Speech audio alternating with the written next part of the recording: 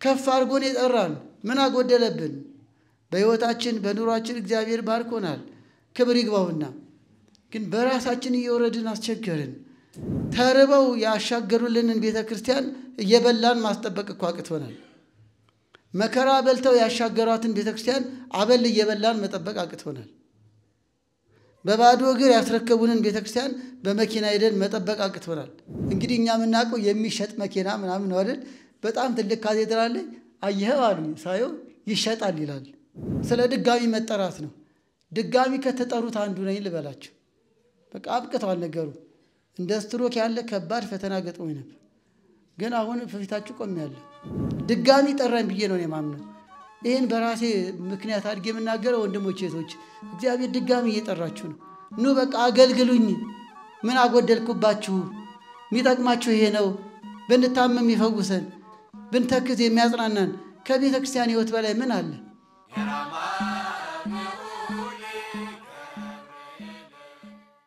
ወበእንተዝ ተመየጡ ውስተ አርያም፣ ወደ ከፍታ ተመለስ፣ ወደ ከፍታ ተመለሱ። መዝሙር 7 ከቁጥር 7። ነቢየ እግዚአብሔር ቅዱስ ዳዊት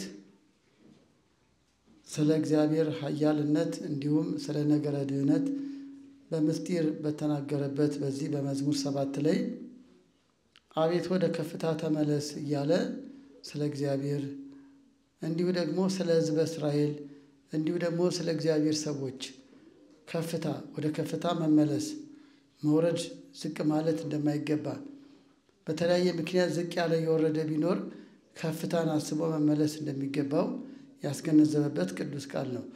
ስለ ቃሉ አምላካችን የልዑል እግዚአብሔር ስም የተመሰገነ ይሁን። መነሻው ነገረ ዕርገትንም ያሳየናል።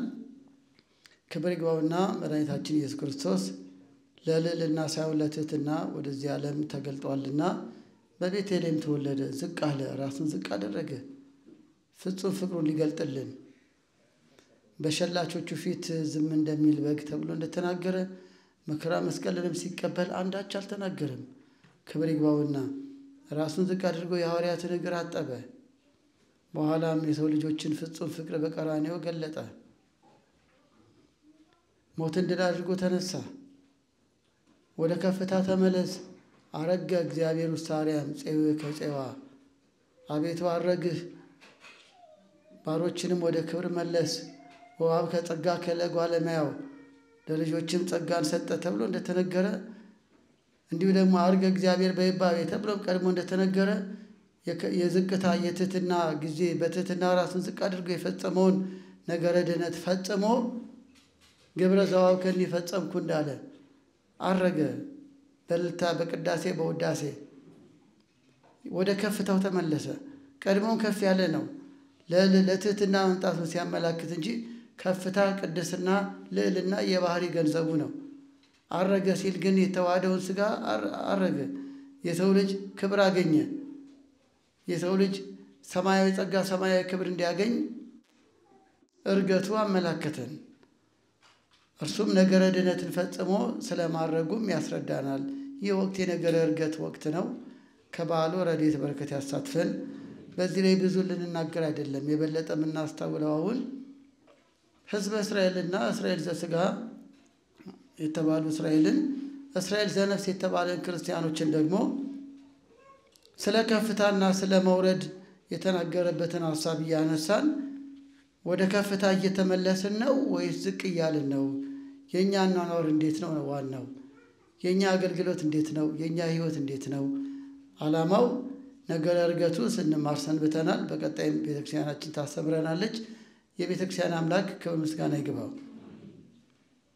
ከፍታ የሚለው የምንረዳውን ልዕልናን፣ እድገትን፣ ቅድስናን ነው። ቅዱስ ጳውሎስ ማደግ በነገር ሁሉ ይገለጥ ይላል። አንደኛ ጢሞቴዎስ ምዕራፍ 4 ቁጥር 15 ላይ ማደግህ መንፈሳዊ እድገት፣ መንፈሳዊ ፍሬ ማፍራት።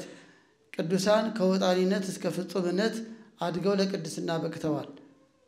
ከጽማዌ ጀምረው እስከ ከዊነ እሳት አድገዋል። አንዳንዶች ደግሞ ከመመሰጥ ኑሮ ወይም ከፍጹምነት ሕይወት ወደ ኋላ የተመለሱም ደግሞ አሉ። ወደ ከፍታ ተመለሱ ሲል ለከፍታ ኑሮ፣ ለልዕልና ኑሮ፣ ለማደግ ኑሮ፣ ለቅድስና ኑሮ ተጠርተናል። ለዚህ ነው የተጠራውን ቅዱስ ጢሞቴዎስን እንደ ዴማስ ወደ ውርደት ወደ መውረድ እንዳይመለስ ማደግ በነገር ሁሉ ይገለጥ። የክርስትና ኑሮ እድገት ነው፣ መውረድ አይደለም። ከተጠሩ ጀምሮ እድገት ነው። ቅዱሳን ሐዋርያትን በዚህ በእርገት ሰሞን እንኳን ስናስተውል በሉቃስ ወንጌል ምዕራፍ 24 ወነበሩ በቤተ መቅደስ እንዘ ዘልፈ ይባርክዎ ለእግዚአብሔር፣ በቤተ መቅደስም እግዚአብሔርን እያገለገሉ ኖሩ ነው የሚለን። ከባረካቸው በኋላ በኢየሩሳሌም ቆዩ ተብለው በኢየሩሳሌም በመቆየታቸው ባረካቸው። በእርገቱ ጊዜ እስከ ፓትርያርክነት ሾማቸው፣ ክህነታቸውን አጸናላቸው። ከዚህ በኋላ ወደ አሳ አጥማጅነት አልወረዱም። ቀድሞ ከትንሣኤ በኋላ ወደ ጥብርያዶስ ወርደው ነበር። ከእርገት በኋላ ግን ወደ አሳ ማጥመድ አልወረዱም፣ ከፍ አሉ እንጂ። እርገቱን ያዩ ሐዋርያት ልዕልና ነፍስን አገኙ እንጂ አልወረዱም። ወደ ሰማዕትነት ነው የሄዱት፣ ወደ ማገልገል፣ በ72 ቋንቋ ወደ ማገልገል፣ ሕሙማንን ወደ መፈወስ፣ በጾም በጸሎት እየተጉ ለሰማዕትነት ክብር ምስክሮቼ ትሆናላችሁ እንዳላቸው ሁሉ እስከ ሰማዕትነት ነው የደረሱት። የሐዋርያት በረከታቸው ይደርብን። ስለዚህ በቤተ መቅደስ እያገለገሉ ከፍ አሉ።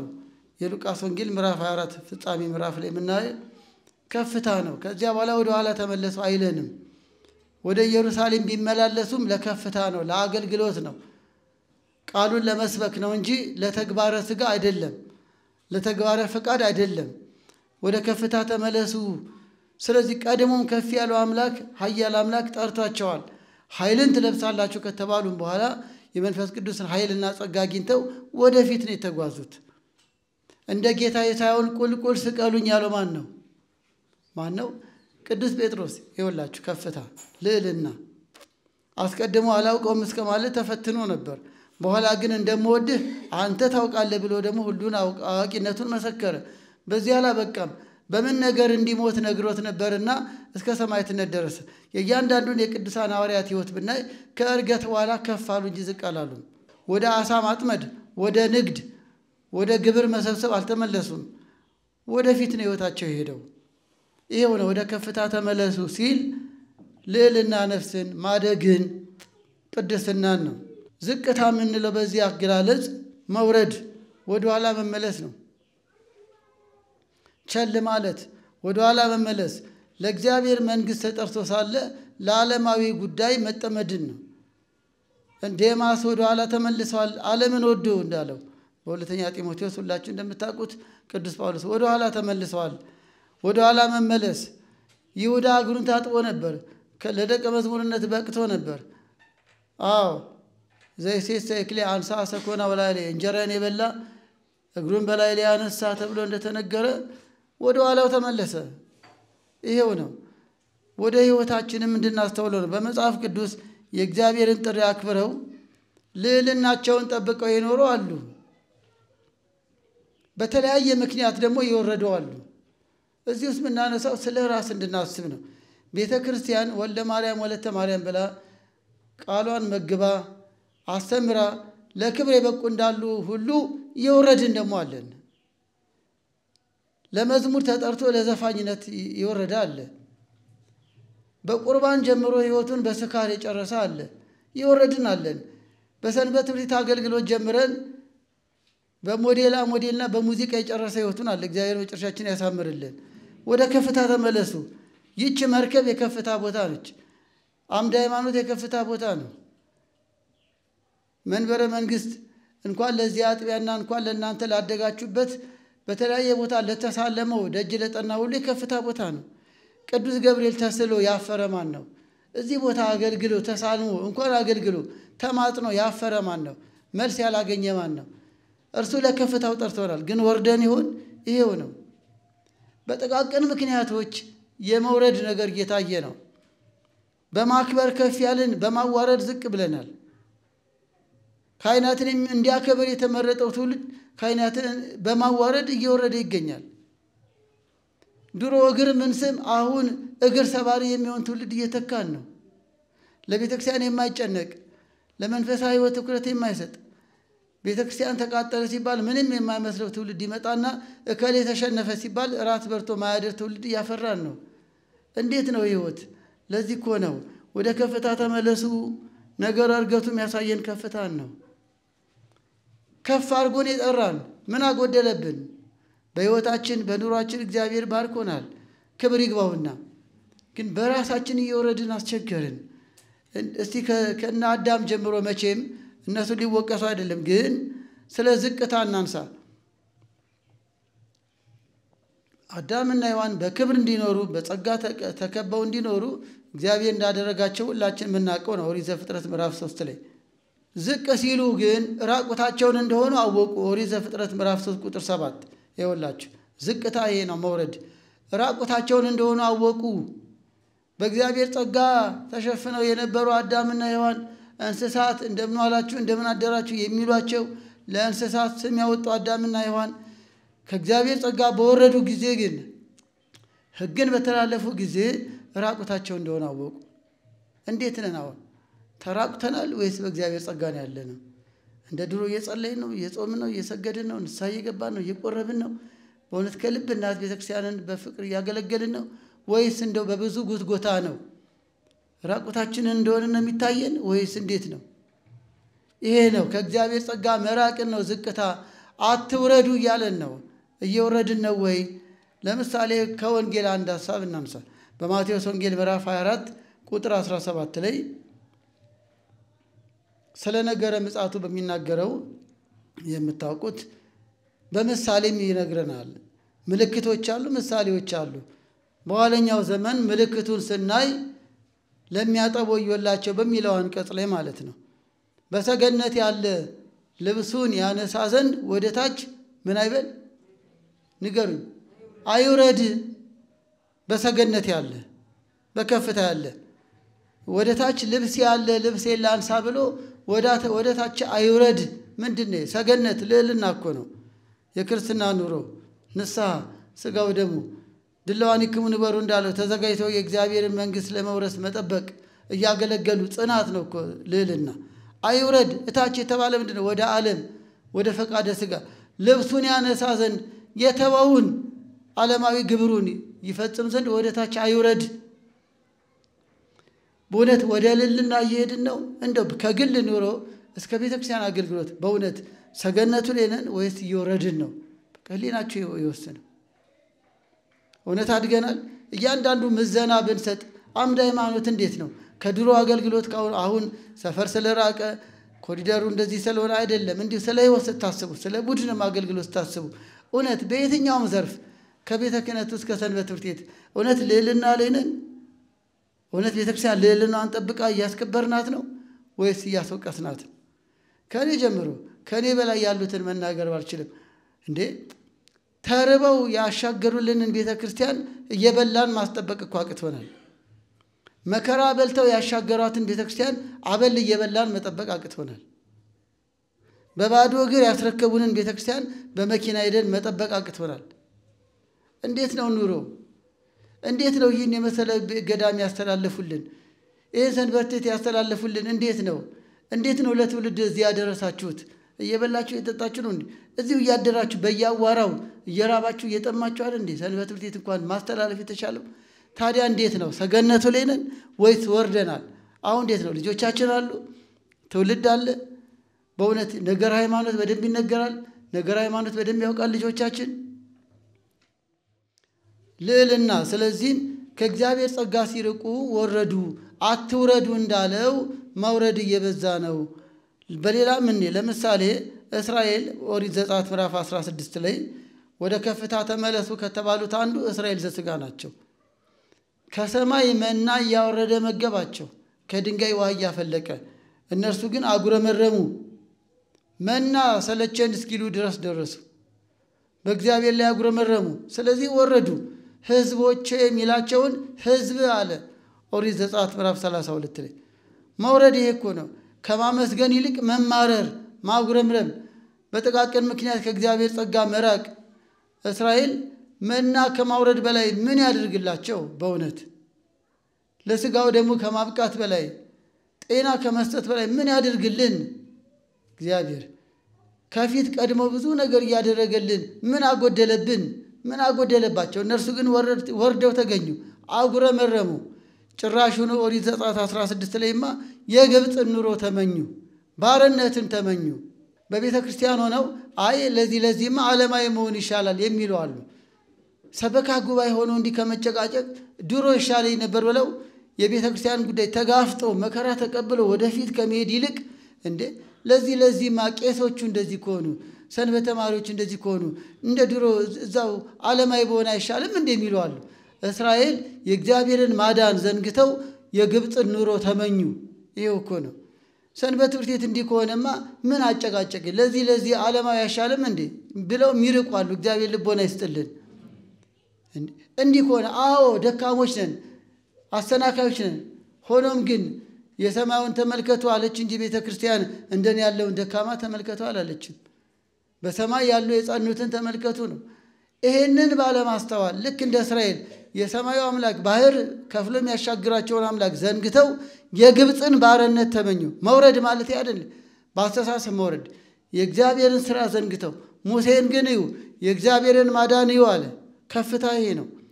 በምድር ያለውን ውጣ ውረድና የሚከተለውን ፈርዖንን ሳይሆን ከፊት ያለውን ባህር ሳይሆን የባህሩንም የሰማይና የምድር አምላክ እግዚአብሔርን ተመለከተ። ዘጸአት 14 ቁጥር 14 ላይ የእግዚአብሔርን ማዳን ተመልከቷል። ከፍታ ማለት ይሄ ነው። ህዝቡ ግን የተመለከተው ፈርዖንን ነው። ሙሴ ያየው እግዚአብሔርን ነው። ይሄው ነው ወገኖች። ዛሬም ህዝቡ እኛን እያየ ወደ ኋላ እየተሳበ ነው። እንደ ሙሴ ሆኖ የእግዚአብሔርን ማዳን የሚመለከት ግን ባህሩን ይሻገራል። ይሄ ዘመን ያልፋል። ብዙ ዘመን እንዳለፈ ሁሉ ታሪክ ይቀየራል። ቤተ ክርስቲያን ከፍ ያለች ነች። ከፍቷ ልዕልናዋ ተጠብቆ ትኖራለች። የክርስቶስ በደሙ የዋጃት ቤተ ክርስቲያን ሰማያዊት ነች። እኛን ቀር ይሆናል እንጂ ቤተ ክርስቲያን አትቀርም። እኛን እንዋረድ ይሆናል እንጂ ቤተ ክርስቲያን አትዋረድም። አስተዳደሩ መዋቅሩ ይዘቅት ይሆናል እንጂ ቤተ ክርስቲያን ከፍ ያለች ነች። የመቅደሳችን ስፍራ ከፍ ያለ ነው። ኤርምያስ 17 ቁጥር 12 ኤርምያስ 17 ቁጥር 12 የመቅደሳችን ስፍራ ከፍ ያለ ነው ይላል። የቤተ ክርስቲያን ክብር ማይረጓ አገልግሎቷ ከፍ ያለ ነው። እኔ ግን በግብሬ በክፉ ተግባሬ ልወርድ እችላለሁ። ለዚህ ነው አትውረዱ፣ ከፍ የምታደርግ መርከብ ውስጥ ገብተን ወራጅ አለ የምንወርድ በስተን ይሁን ምክንያት ሆነን አኗኗር ምክንያት ሆነን የሀገር ርቀት ፍቅር አይገድበው ነው የሚለው መጽሐፍ። ተሳቱ ቅዱሳን ከሌላ ሀገር መጥተው ኢትዮጵያ ላይ ጸድቀዋል። ከሌላ ሰፈር መጥተው ቅዱስ ገብርኤል የጽድቅ ስራ መስራት እውነት ምክንያት ሆኖ ያስቀረናል? እና አባ ሰላማ ከባህር ማዶ መጥተው ኢትዮጵያን ለቤተ ክርስቲያን ታሪክ ምክንያት ሆነዋል። የሀገር መራቅ ከቦታ ቦታ መሸጋገር በእግዚአብሔር ቤት ጸንቶ ለመኖር ምክንያት ይሆናል። ባሉበትም ማገልገል ክብር ነው። ሆኖም ግን አደራ አለብን። ቢያንስ ሳንተካ ወዴት ነው የምንሄደው? በእውነት እግዚአብሔር ምን አግድሎብን ነው? ከየት ይምጣ ሌላ አካል? አንዳንዴ ደግሞ እንደው ከጠላት መሳም የወዳጅ ንክሻ ይሻላል ይላል አይደል? ጠላቴ ከሚስበኝ ወዳጄ ቢነክሰኝ። እንደ ኃይለ ቃል ባበዛ ስለምወዳችሁ ነው። እናም ወገኖች እስራኤል ሁሉ ተደርጎላቸው የሰማዩን ሳይሆን የምድሩን አይተው ሰነፉ፣ ወረዱ። ሙሴን እንመልከት ነው። ሮብዓምን ላስታውሳችሁ። እግዚአብሔር እንደ ሰሎሞን እንደ ዳዊት ለከፍታ የመረጠው ንጉሥ ነው። በአንደኛ ነገሥት ምዕራፍ 12 የሰሎሞን ልጅ ነው። ለ40 ዘመን ታቅዶለት በ17ኛው ዓመቱ ላይ የወረደ ነው። ግን ለከፍታ የተመረጠ ነው። ለልዕልና ከፍ ያለችውን እስራኤልን የበለጠ ከፍ እንዲያደርግ። ሆኖም ግን በምን ወረደ? በክፉ ምክር። የሆነ አንቡት አንደኛ ነገሥት ምዕራፍ 12 ላይ ወደ ከፍታ ተመለሱ እያለ ነው። ሮብዓምን ምክንያት አድርግ ነው። አሁን ሮብዓም ዳዊት አያቱ 40 ዓመት ገዛ። ሰሎሞንን ቤተ መቅደስ ሰራ። እግዚአብሔር ወደደው። የተለያየ ታሪክ ቢኖረውም ሆኖም ግን መቅደስን ሰርቷል። ይሄንን አስቀጥሎ እንዲኖር ሮብዓምን እግዚአብሔር ሾመው። እርሱ ግን ህዝቡ መጣና ሸክም አቅልልን፣ መከራ በዛብን ብለው ተማጸኑት። ሽማግሌዎች ጠየቀ። ሽማግሌዎቹ እውነት መከሩት። አዎ በእድሜ እንድትረዝም የአባቶች በረከት እንዲያድርብህ ሸክም አቅላሉት። እርሱ ግን ዝቅ አለና ወደ ምናምንቴዎች ከእርሱ ጋር ወደሚበሉት ወደሚጠጡት ለሹመት ለሽልማት ከእርሱ ጋር ተጣብቆ ከሚኖሩት ጋር ተማከረ። የምን ሸክም ማቅለል ነው? እንዲያውም ትንሿ ጣቴ ከአባቴ ወገብ ተወፍራለች በል። አያቸው የትዕቢት ንግግር። የበለጠ ግረፋቸው፣ የበለጠ ጨክንባቸው ብለው መከሩት። እንዲህ ያለ ክፉ ምክር የሰማው ሮብዓም እነ ኢዮርብዓምና ሕዝቡ ተነሳበት፣ አሳደዱት። ለእስራኤል 12ቱ ነገደ እስራኤል ለሁለት ለመከፈሏ ምድረ ይሁዳና ሰማርያ ምክንያት የሆነው ለሀገር ሁለት መከፈል ምክንያት ሆነ። ተዋርዶ አዋረደ። ይኸው ዛሬም ሮብዓሞች አሉ፣ ተዋርደም ያዋርደዋል። የቤተ ክርስቲያን ልዕልናን፣ ክብሯን፣ ቅድስናዋን እንዲከፋፈል ምክንያት የሆኑ ሮብዓሞች አሉ። ግርማ ሞገስ ያላት የምትፈራዋ ቤተ ክርስቲያን እንኳን አይደለም ቤተ ክህነቱ ሰንበት ትምህርት ቤቱ የሚፈራ ግርማ ሞገስ ያላትን ቤተ ክርስቲያን እንደ ሮብዓም ያዋረዱ ብዙ ሮብዓሞች አሉ። ይኸው ነው። በዘረኝነት በመከፋፈል ሮብዓም በጎ ምክር አልሰማ ብሎ ለ40 ዓመት የተሰጠውን ጸጋ በ17ኛ ዓመቱ እንዲዋረድ ሆነ። ይኸው ነው። ያቆዩልን እናት ቤተ ክርስቲያን ለዘላለም ክብር እንድንቀዳጅባት ነበር። እኛ ግን አገልግሎቷን ዝቅ አረግ ነው፣ ተሰሚነቷን ቀነስ ነው። ማንም ይፈራን አሁን? ማንም ያከብረን አሁን? ሮብዓም ተዋረደ። ተዋርደን አዋረድናት ቤተ ክርስቲያንን። በየፌስቡኩ መላገጫ አረግናት። ስሟ ሲጠራ አጋንንት የሚርዱላት፣ በየርንበት ደረታችንን እንደው ገልጠን የቤተ ክርስቲያን ልጆች ነን ምንልባት ሲሉ አባቶች የኖሩባትን ቅድስት ቤተ ክርስቲያን ዛሬ ግን አንገት እንድንደፋ ሆነባት።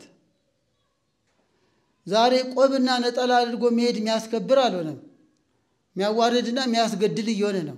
ለምን? ሮብዓሞች በዛና ክብራችን ተገፈፈ፣ ጸጋችን ራቀ፣ በገዛ ሀገራችን የምንገደልባት ሆንን። የእኛው ስህተት ነው። ሮብዓም ሆንን። ክፉ ምክር ሰምተን ነገረ እግዚአብሔርን ቀኖና ቤተክርስቲያንን ትተን ራስን ዝቅ አድርጎ ከፍ ለማለት ማገልገልን ትተን ትዕቢት በዛ፣ ገንዘብ በዛ፣ ምቾት በዛ፣ ውዳሴ በዛ፣ ታይታ በዛ። ይኸው ነው። ስለዚህም ቆብና ክህነት የሚያስከብር ሳይሆን የሚያዋርድ ሆነ። ትውልዱ የሚሰድበን ሆነ። በእኛው ስህተት ሮብዓምን የሾመው ሕዝብ አዋረደው። የሾመን ሕዝብ ደሞ ቄስ ደሞ ጳጳስ እንዲለን ሆነ። አንተ እያለ እከሌና አንቱ ከምለው ቢቀርብኝ ይሻላል ሃይማኖት እስከሚል ሆነ። ይሄ ለእናንተ እንግዳ ነው እንዴ? የአደባባይ ምስጢር እኮ ነው። ለምን ሆነብን? ያከበረን ሕዝብ እግራችንና የመኪናው የሄደበትን ሲሳለም የነበረ ሕዝብ ምን አዋረድን? እንደ ሮብዓም ተዋርደን አዋረድናት። እግዚአብሔር ክህነታችንን ወደ ቀደሙ ይመልስልን። ይሄ እኮ እውነት ነው። እንኳን እኛ መስቀል ያዝነው ቄሶች እናንተ ቄስ ናት እከሊት ቄስ እኮ ነው ትባሉ የለ እንዴ? በየሰፈራችሁ እከሌ ቄሱ መጣ ሚጾም ሚጸልይ ቤተክርስቲያን የሚከታተል ልጅ ከማንም በላይ ግርማ ሞገስ ነበረው፣ ተፈሩ ነበር። በእናንተ ፊት ክፉ አያወሩም። ኧረ እሷ እንዲያ ነገር አትወድም ነው የምትባሉት፣ እሱ እንዲያ ነገር አይወድም ነው የምትባሉት። ግርማ ሞገሳችሁ። አሁን ግን እንኳን በእናንተ ፊት በእኛ ፊትም በፊት ለፊታችን ኃጢአት ሊሰራ ይችላል። ተንቀናል። ለምን? ሮብዓም ጋር ነኝ። ራሱን አዋረደ። እግዚአብሔር እንደሾመ ሆኖ አልተገኘም። የሆነ ወገኖች ወደ ከፍታው እንመለስ። እንዴት ነው ጉዟችን? እንዴት ነው ትዳራችን? እንዴት ነው አገልግሎታችን? እውነት ከፍታ ላይ ነው?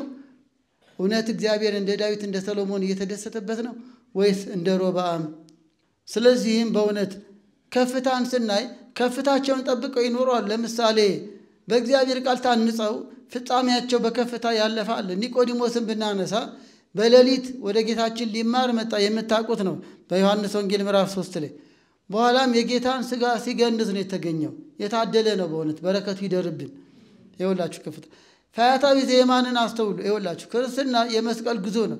በዛ በመከራ ጉዞ ውስጥ ግን ወደ ወዲያኛው መሻገር ነው እንጂ ስለ መውረድ አይደለም። ግራና ቀኙን አስታውሷቸውን ሉቃስ 23 ላይ በቀኝ ያለው ምንድነው ያለው? የጌታችን የመድኃኒታችን ኢየሱስ ክርስቶስን የባህሪ አምላክነት በማመኑ በመንግስት በመጣው ጊዜ አስበኝ። ስለ መውረድ አላሰበም። አስተውሉ ወንድሞቼ እህቶቼ፣ ስለ መውረድ አላቀደም። ወዲያኛው የተሻገረ እንደሆነ አውቋል። በዛች በመጨረሻው ነፍሱ ከስጋው ሊለይ በደረሰ ሰዓት በመንግስት አስበኝ አለ። ይኸውላችሁ ከፍታ በመንግስት ወንበዴ የነበረው ቀደመን እኮ። ዛሬ ዱርዬ ናቸው አያውቁም ያልናቸው እየቀደሙ ነው። አዎ እግዚአብሔር ለክብር ያብቃቸው። ቤተክርስቲያን አድገናል፣ ሰንበት ትምህርት ቤት አድገናል፣ በአብነት ትምህርት ቤት ተምረናል፣ ዲያቆን ነበርኩ፣ ቄስ ነበርኩ የምንለው ወደ ኋላ እየቀረን ነው፣ እየወረድን ነው በትክክል። እንዴት ነው አምደ ሃይማኖት? ስለዚህም ኢዩት የፈያታዊ ዜማን ወዲያኛው ዓለም ሲያስብ በግራ ያለውን ደግሞ ጭራሹኑ ምን አለ? ከራሱ አልፎ ወርዳ አሳየናል። አያችሁ፣ ይወላችሁ ወርዳ አሳየን። ማንን?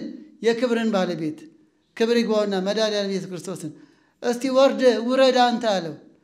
የወረደ ስለሌላው መውረድ ነው የሚያስበው። አንተ ግን እንዲህ ትናገራለህን? አዎ ብሎ በቀኝ ያለው መሰከረ ስለ ክርስቶስ የባሕርይ አምላክነት። ይሄው ነው ዝቅታ። መውረድ ማለት በግራ እንደተሰቀለው ስለ መውረድ ማሰብ ነው፣ ስለ መዋረድ ማሰብ ነው፣ ወደ ኋላ መመለስ ነው።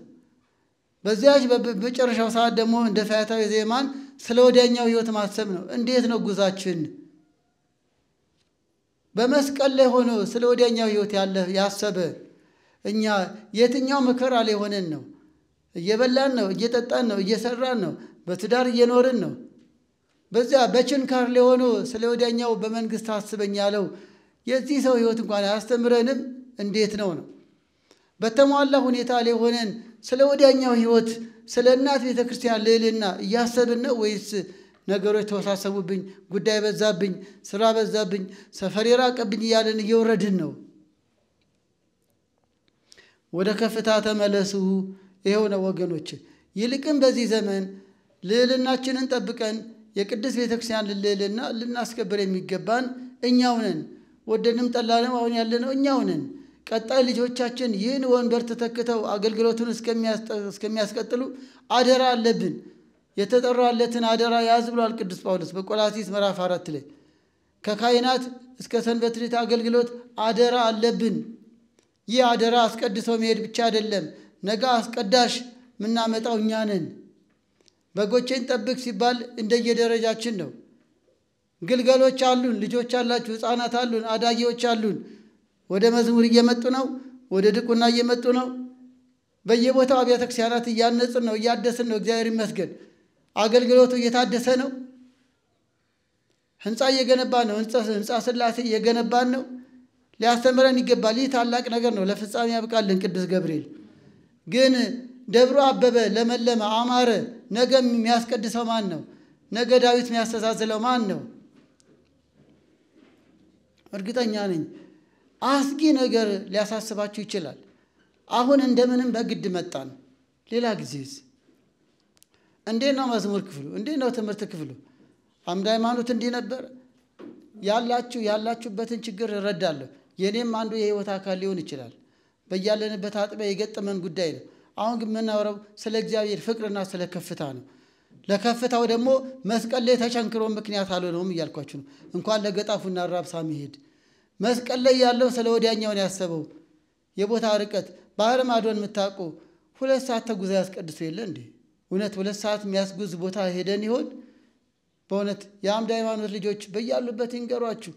2 ሰዓት ተጉዘው ነድተው በዛ በውስብስብ ዓለም ውስጥ በረዶና ፀሐዩ ወቅቱ በጣም በማይመች ዓለም ውስጥ ቤተክርስቲያን ያቋቋሙ፣ ሰንበት ቤት ያደራጁ፣ ልጆቻቸው ዲያቆናት እንዲሆኑ ያደረጉ አሉ። በያሉበት እግዚአብሔር ይጠብቃቸው።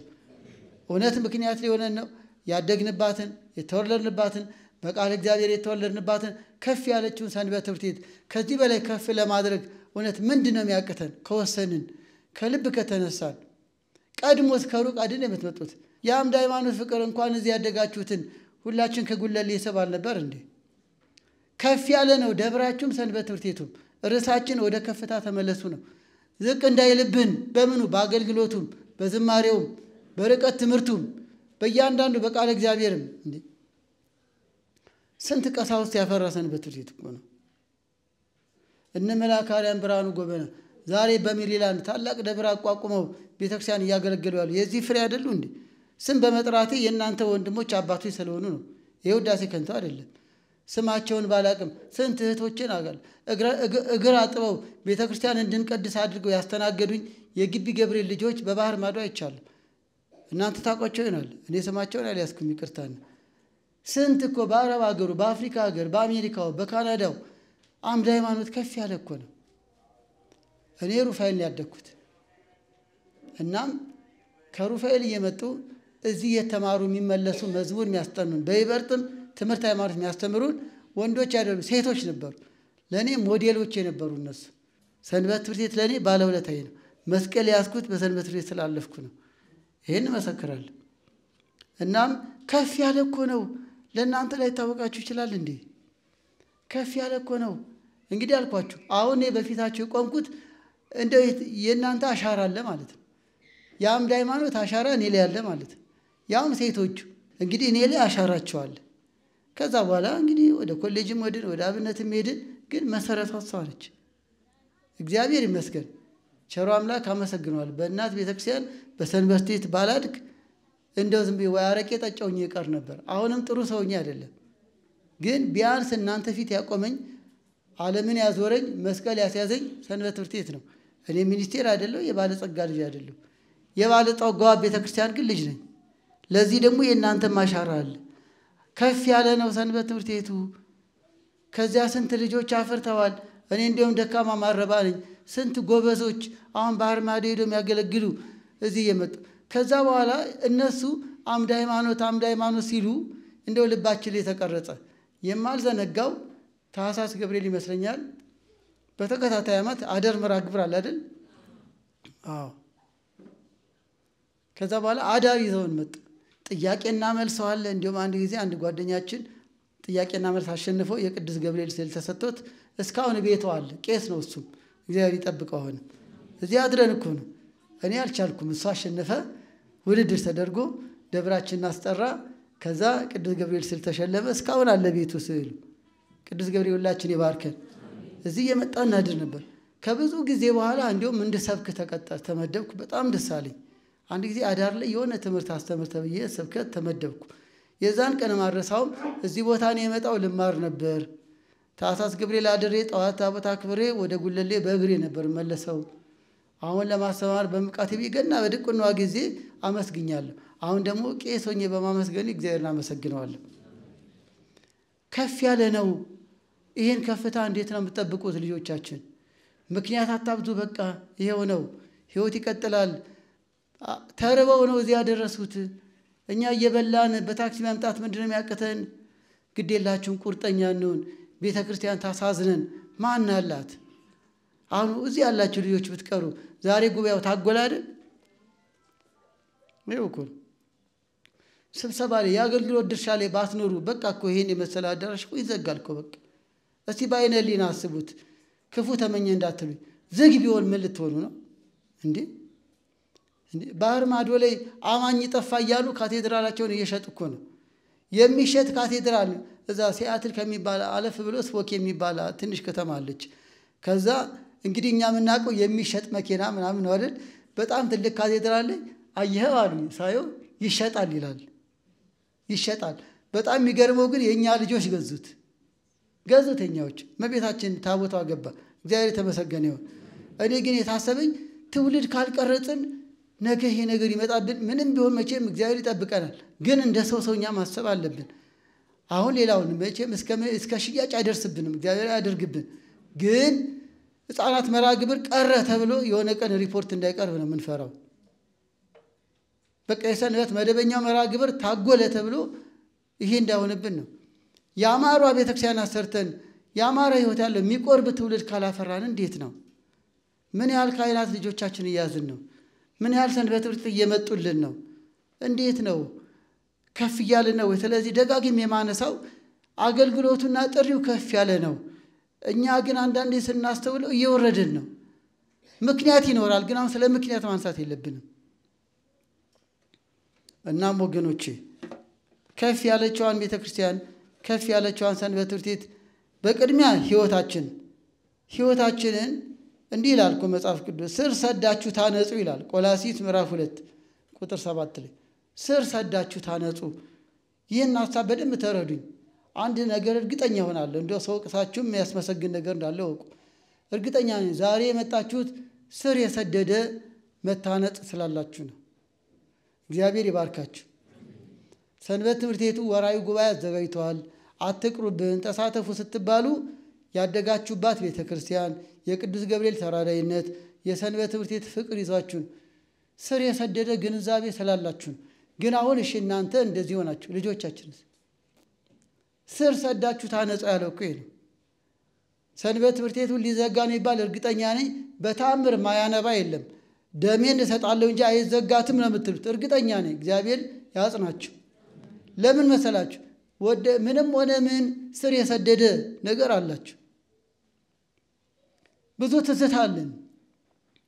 እንደው ሌላው ቢቀር በቃ ድራማ ሰራን፣ ስነ ጽሑፍ አቀረብን፣ ሰንበት ትምህርት ቤት እየዘመርን አደግን፣ አደርንባት፣ በረከት አገኘን። ብዙ ትዝታ አለን። ይህ እኮ ስር የሰደደ እኮ ነው እንዴ! አንዳንዶች የታደላችሁ ናችሁ። የመጠጥ የስካር ትዝታ እኮ የላችሁም። በእውነት እግዚአብሔር ፍጻሜያችን ያሳምርልን። ይህ ቀላል እንዳይመስላችሁ።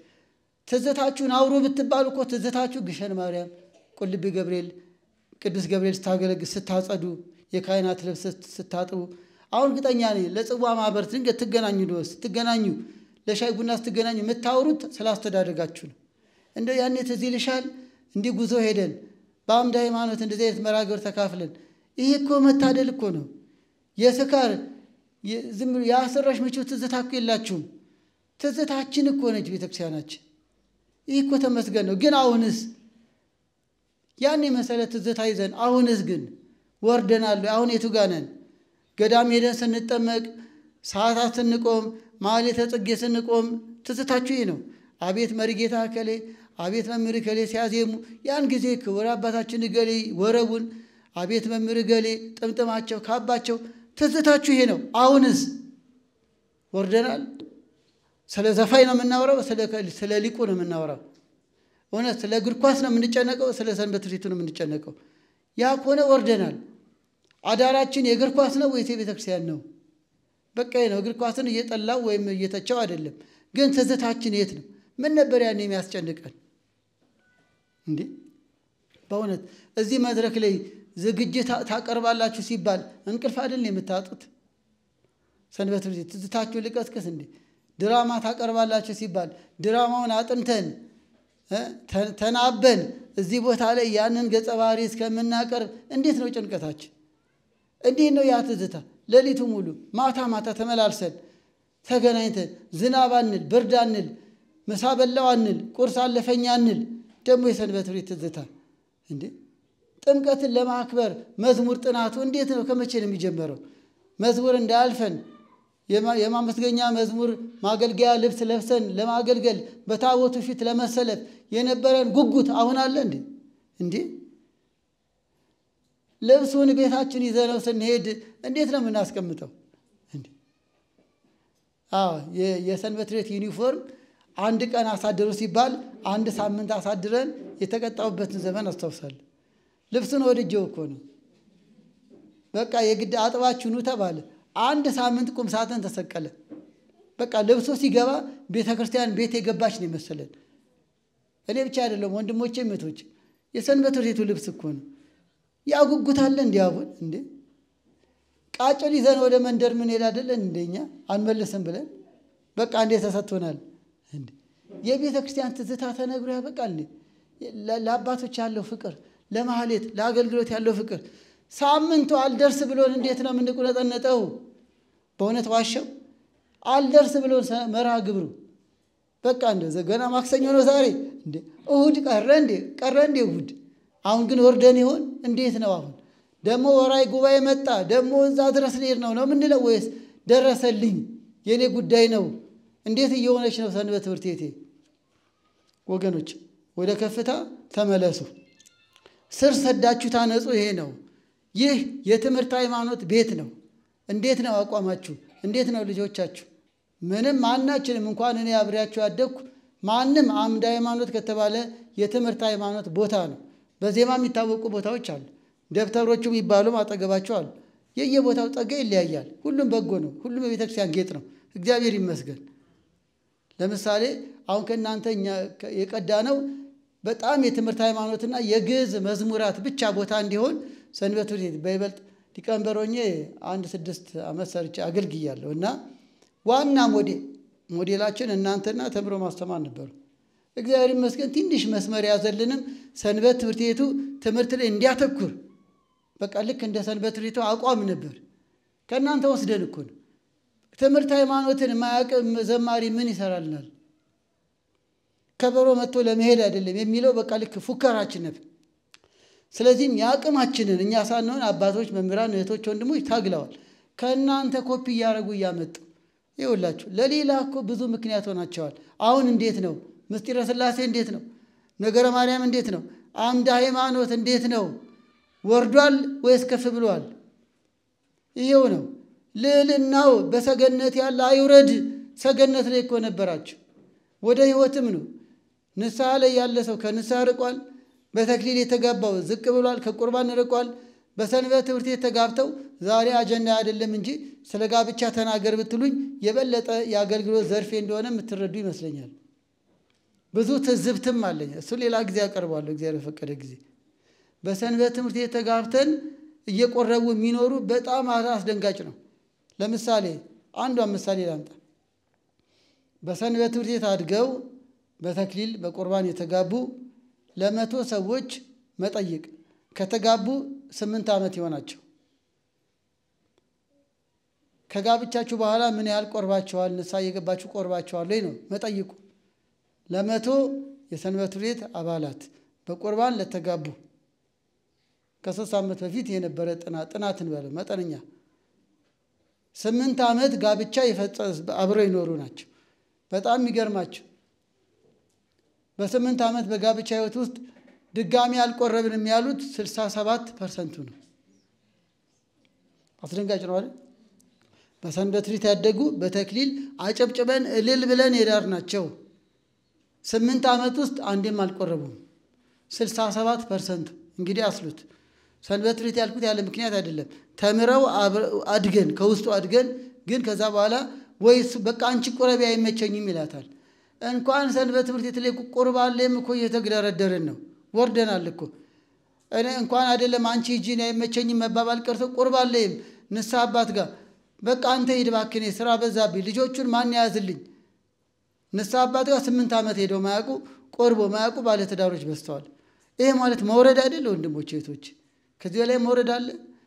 ይሄ ነበር አደራችን። ስለዚህ በጋብቻ ላይ ይሁት የግል ህይወት ላይ ይሁት እውነት ንስሐ እየገባን እየቆረብን ነው? እውነት በሚገባ ምክረ ካህን እያገኘን ነው? እንዴት ነበር እንድሮ? እንዴት ነው ለኪዳን ያለን ሩጫ? እንዴ ቅዳሴ ሳይገቡ ለመድረስ መኪና ግራና ቀኝ ሳናይ እኮ ምንሮጥ እኮ ነን። ማለት ጽጌ ሳይደወል ከቄሶች በፊት ደጅ ላይ ምን ጠብቅ አልነበረን እንዴ? እንዴት ነው የቀድሞ ትጋት? ታዲያ ለምን ወረድን? ቤተክርስቲያን እሷው ነች። ሰንበት ቤቱም ይኸው ህንጻውም አገልግሎቱም እንዳለ ነው። እኔ ነኝ የወረድኩት እንጂ ቤተክርስቲያንማ እንዳለች ነው። ምን ሆኜ ነው ንስሐ ማልገባው እንዴ? ምን ሆኜ ነው ማልቆርበው እንዴ? ምን ሆነን ነው እንዴ? እንዴት ነው ወንድሞች እህቶች? እንዴት ነው ወደ ኋላ የተመለስ ነው? የት ይደርሳል የተባለን እውነት የደረስን? ይሄን ሁሉ ብሶት ማውራው በየቤታችን በየህይወታችን በየንስሐ ልጆቻችን የሚገጥመን ነገር ስለ መውረድ ስለሆነ ነው ከራሴ ህይወት ጀምሮ። እናም ወደ ከፍታ ተመለሱ። በህይወት ደረጃ ወደ ንስሐ ወደ ስጋው ደሙ ነገረ እርገትን እያሰብን እያከበርን ነው። እርገት እኮ ከፍታ ነው። ሰማያዊ ክብርን ለመቀዳጀት ነው። ይህም ደግሞ በአገልግሎት ውስጥ የሚገኝ ነው። እየጾሙ እየጸለዩ ሲተጉ ነው መንፈስ ቅዱስ የወረደው ኃይልን ያገኙት። ጸጋ ራቀን በደላችን በዛ ምንለው ድንገት ከአገልግሎት ርቀን ይሆን? አዎ። ወነበሩ በቤተ መቅደስ እያገለገሉ ሲኖሩ ነው መንፈስ ቅዱስ የወረደው። ስናገለግል እኮ ነው እግዚአብሔር ከኛ ጋር የሚሆነው። ርቀን እንዴት ይሆናል? እናም ወደ ከፍታ ተመለሱ። ይሄው ነው ሐዋርያት ቀድሞ ቅድም እንዳልነው ሊወርዱ ነበር። በኋላ ግን ድጋሚ ተገለጠና እንዲመለሱ ሆነ። የባለፈው ሳምንት ቅዱስ ወንጌል አስተውላችሁ እንደሆነ ዮሐንስ ወንጌል ምዕራፍ 21 ላይ ተጠርተው ከተጠሩበት ገሊላ ከአሳ ማጥመድ ተጠርተው ነበር። እርሱ ግን ከትንሣኤ በኋላ ለሶስተኛ ጊዜ ድጋሚ ተገለጠላቸው። ድጋሚ ታያቸው ይላል። አበላቸው። ቀድሞ በጸሎተ ሐሙስ እንደመገባቸው አሁንም የተዘጋጀውን አሳ መገባቸው። ይኸውላችሁ ድጋሚ ሲገለጥላቸው እርሱን ተከትለው ከዛ በኋላ አልተመለሱም። በአንዳንዶቻችን ሕይወት እግዚአብሔር ደጋግሞ ጠርቶናል። ነገሮችን አቋርጠን እርሱ ግን በቸርነቱ ድጋሚ ጠርቶናል። ድጋሚ ሲገለጥልን እንዴት ነው? ወደፊት ነው ወደኋላ ነው በተለያየ አኗኗር ለምሳሌ ራሴን ልንገራችሁ እኔ አሁን ድጋሚ እንደተፈጠረ ሰው ነኝ በነገራችን ላይ ይሄንን መርሃ ግብር ያስኩት ወንድማችን ሲደውልልኝ እኔ ሆስፒታል ነበርኩ ግሩም ሆስፒታል አልጋ ላይ ሆኜ እኔን ቀጠሮ ያስኩት ለምን አንድ ቀን ሄጄ መቆሚያ አይቀርም ብዬ ቅዱስ ገብርኤልን አምኜ እንደው የቅዱስ ገብርኤል ፍቅር ልዩ ፍቅር ነው ያለን በእውነት እንዲም በማለቴ ኩራት ትዕቢት እንዳይመስልብኝ መመጻደቅ እንዳይመስልብኝ ስለ ቅዱስ ገብርኤል ለእናንተ ምን ይነገራል ከኔ በላይ የምታውቁት አይደላችሁ ቅዱስ ገብርኤል እስቲ አንድ ያመስግኑልኝ ግን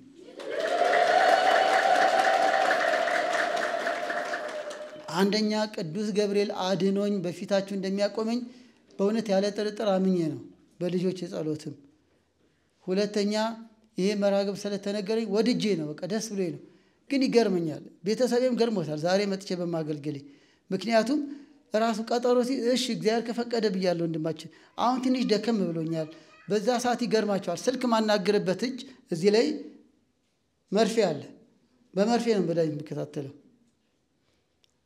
ሆስፒታል ውስጥ ሆኜ ነው ቀጠሮ ያስኩት ግቢ ገብርኤል ሲባል ልቤ ድንግጥ አለ በቃ ከአምድ ሃይማኖት ነው ሲለኝ አሁን ከአልጋ ከተነሳው እንደ እስቂያስ ይሄ የመጀመሪያ ጉባኤ ነው ከሰዓትም አለኝ እግዚአብሔር እንዲያበረታኝ ጸሎታችሁ ይርዳኝ ደስ ብሎኝ ነው የመጣሁት ይሄ መናገረው ለመጻደቅ አይደለም አምኜ ነው ምንም ደካማ ብሆን ኃያሉ ቅዱስ ገብርኤል ታሪክ እንደሚቀይር ስላመንኩ ነው ደግሞ አግድሎብኝ አያውቅም ስለ ድጋሚ መጠራት ነው ድጋሚ ከተጠሩት አንዱ ነኝ ልበላችሁ በቃ አብቅቷል ነገሩ እንደ ስትሮክ ያለ ከባድ ፈተና ገጥሞኝ ነበር ግን አሁን በፊታችሁ ቆሜያለሁ በዛው በቀር ኖሮ በዌልቸር ስገፋ እንጂ እንዲቆሜ ስሰብክ አታገኙኝም መልአኩ አያለሁ ክብር ይግባ በእውነት ቅዱስ ገብርኤል እንደው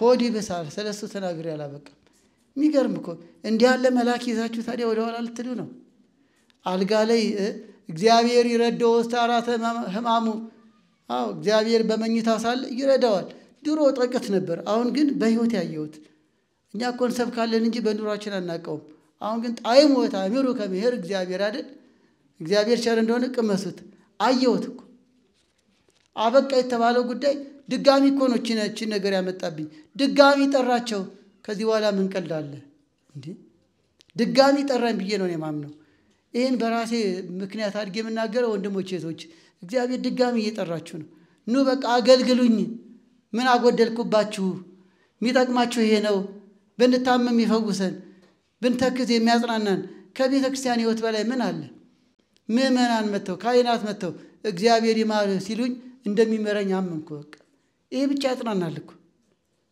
አረ ድጋሚ ለአውደ ምሕረት ያብቃ ሲሉኝ ሆዲ ብሰይ ነበር ይኸው ግን እሷ በቃኝ እንደ ያቺን አውደ ምሕረት ላጣት ነው ስሰው ነብናል እኮ ያቺን ሰንበት ቤት ላጣት ነው እንደው ያ ከበሮ እየመቱ ማገልገሉን ላጣው ነው ተይዟል ሁሉ ነገር በወቅቱ ወርቁ አለው ማም ነግራችሁ ብዙም ያውቃሉ ግን እግዚአብሔር ይመስገን በእውነት እግዚአብሔር ይመስገን ይሄን ሁሉ ያመጣሁት ወንድሞቼ እህቶች ከልቤ ስለምወዳችሁ ነው ይሄው ነው እግዚአብሔር ለሚያገለግሉት እርሱ በቸርነቱን ይሰራል እኔ ኃጢአተኛ ነኝ እንደኔ አይደለም ግን በመመናኑ ጸሎት እግዚአብሔር እንደሚጠብቀኝ አረጋግጥኩ በማንም አይደለም ንስሐ ልጆች ተጨነቁ ሰንበት ቤት ተጨነቀ ማይበረ ካህናት ተጨነቁ ያ ትናንትና ደህና የነበረው ሰውዬ እንዲሆነው ሊቀር ነው ብለው ተጨነቁ ደግሞ ጸለዩልኝ ይሄው ጉባኤ አምድ ሃይማኖት ሲባል እሺ እስከ ትላንት ድረስ ያቅማማው ነበር አረ እንደው እስቲ ብርታቴ እንጃ መናገር ይችል ይሆን አስታውቃለሁ እንዴ ግን ካልጋ የተነሳው ይመስላል ይሄው በ3 እና በ4 መድኃኒት ተደጋግፌ ቆምኩ ነኝ ግን ገና ከሳትም ይቀጥላል የዛሬ ወርም ልመጣ ይችላል አረ ጋብዙኝ ደጋግማችሁ በእውነት ቅዱስ ገብርኤልን ነው እኮ የሱ ነገር እኮ ነው እንደው ሲቲስካ የሚባል ማሽን ውስጥ እንዲህ ሲያስገቡኝ ነው ወደ መቃብር የገባው ነው መሰለኝ ግን እዛ ውስጥ ሆኜ ከመልካ ገብርኤል እንደገምኩትና መልካ ሩፋኤል ያደኩበት እና አቤት ተሳተሉ ሊቀናት ብዬ ተማጸልኩት ድጋሚ መጥቼ እንድቆም አንተ ደግሞ እዚህ ነህ አልኩት እርሱ አቀለለልኝ እስከዛሬ የሰው ምስክርነት ነበር መናገረው አሁን ግን የራሴ መናገር ጀመርኩ ይገርማል አውደ ምሕረት ላይ ቀበና ሚዱ የትም ሚዱ ወለተ ማርያም እንዲህ ተደርጎላቸው ነበር ምለው ዛሬ ግን ያው ፈቃደ ሥላሴ እንዲህ ተደርጎለት ይሄ ለኔ እንደ እስቂያስ ድጋሚ መጠራት ነው ወንድሞቼ እህቶች ከበሽታ ይጠብቃችሁ ይሄን ሁሉ ወደ ከፍታ እንመለስ። በቃ የሆነ ወደ ከፍታችን ቤተክርስቲያን ነች። ይሄው ነው። ዘምረንባት አገልግለንባት አጽድተንባት እዚህ አዋራ ቦኖብን በእውነት በኃጥአን ድንኳኖች ከመቀመጥ ይልቅ በእግዚአብሔር ቤት መጣል ይሻላል ያለው ይህን እኮ ነው ቅዱስ ዳዊት። ቤተክርስቲያን ዝቅ ብለን አገልግለን ምንም አላጎደለች። ይሄው ደረሰልን። በመከራ ጊዜ ደረሰልን። እንደ ሕዝቅያስ ወደ ግድግዳ ዞረን በምንጮህበት ማንም የለም ገንዘብ በማያድንበት ዶላሩ በማያድንበት ምንም ሰው መጥቶ ከንፈር ቢመጥ ልነሳ በማልችልበት ሁኔታ ቅዱስ ገብርኤል ግን ደረሰ። ይድረስላችሁ። አሁንም ታሪክ ይቀይራል። ልጅ ያጡትን ልጅ ይሰጣል። ስራ ያጡትን ስራ ይሰጣል። ጤና ያጡትን ጤና ይሰጣል። ገና ኪኒኑ ምናምኑ ቀርቶ በደንብ እንደምቆም ደግሞ አምናለሁ። በእውነት አምናለሁ። ይሄ ነው። ጸሎታችሁ ይርዳል። ታዲያ እኔ አሁን ወደታች ቦርድ ቅዱስ ገብርኤል አያዝንብኝም? ከአገልግሎት ብኮራ አያዝንብኝም? ስጠራ እምቢ ብል አያዝንብኝም? አቆምኩ እና የት ልትቆም ነው አይለኝም? አውደ ምሕረት እንድትቆም ምርህ ደግሞ የት ልትቆም ነው አይለኝም? ግሮሰሪ እንድቆም ሌላ መድረክ እንድቆም አይደለም የማረኝ እሱ አውደ ምሕረት እንድቆም ነው። እንዲህ አድርጋችሁ አስቡት። እግዚአብሔር ከብዙ ነገር አድኖ እዚያ ያደረሰን ምእመናን ፊት እንድንቆም እንድናገለግለው ነው። ይሄው ነው ወንድሞቼ እህቶቼ። አድሶናል። ልክ ሕንጻው እንደሚታደስ ሕይወታችንን እንድሱ በቸርነቱ አድሶታል። ያለ ኮሚቴ ነው ያደሰን በራሱ በቅዱስ ገብርኤል ተራዳይነት። ስለዚህም ይሄን ሁሉ ምለው ከልቤ ነው። ወደ ከፍታ ተመለሱ። ከግል ሕይወት ወደ ንስሐ ወደ ቁርባን እንመለስ። በቃን። ቤተክርስቲያን ያሳደገችን ወደፊት እንድንሄድ ነው እንድናድግ ነው። በትዳርም ያላችሁ ትዳራችሁን አድሱት፣ በፍቅር አድሱት፣ ተስማሙ፣ ምክረ ካህን አገኙ፣ ቁረቡ። እየጾማችሁ እየጸላችሁ ገዳም ሂዱ። ስንት ገዳም እንሄዳለን ነበር። እነ ኢቲሳ እነ ዝቋላ በእግራችን የሚሄድ አሁን ምንድን ነው?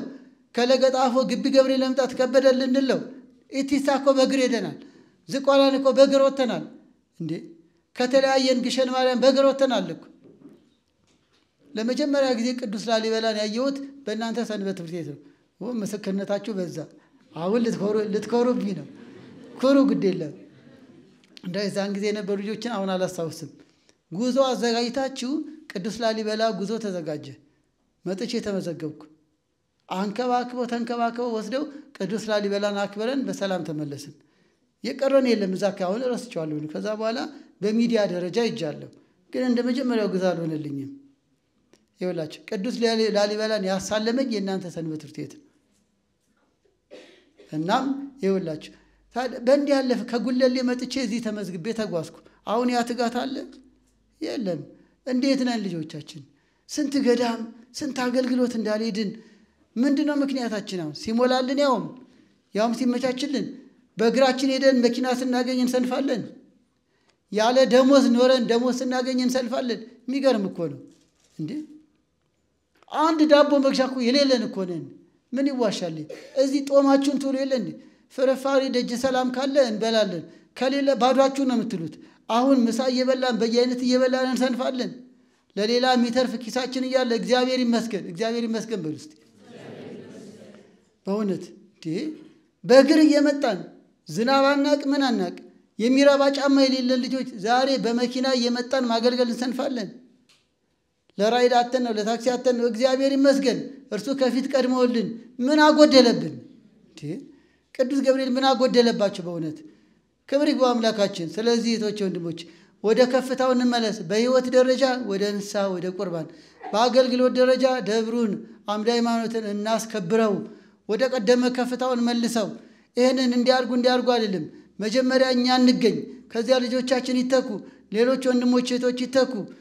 ዘመኑ ባፈራው መንገድም እየተጠቀምን አገልግሎቱ ይቀጥል። ዛሬ እንኳን አራብሳና 4 ኪሎና አሜሪካ ይገናኝ የለ እንዴ?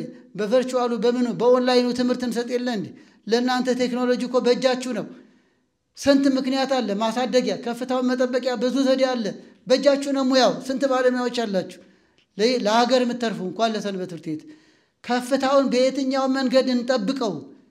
አምደ ሃይማኖት ሆኖ እንዲቀጥል እኛም የአምደ ሃይማኖት ልጅነት በሕይወት የሚገለጥ የምትፈሩ ሁኑ። ግርማ ሞገሳችሁ የሚያስፈራ ይሁን። ከአምደ ሃይማኖት የመጣ የሚባለው አስደንጋጭ እንዲሆን ክብራችሁን አስጠብቁት። ትምህርቱ ይቀጥል፣ ነገር ሃይማኖት ይቀጥል። ተቆርቋሪነቱ ይቀጥል። ለእናት ቤተክርስቲያን መቆርቆሩ ይቀጥል።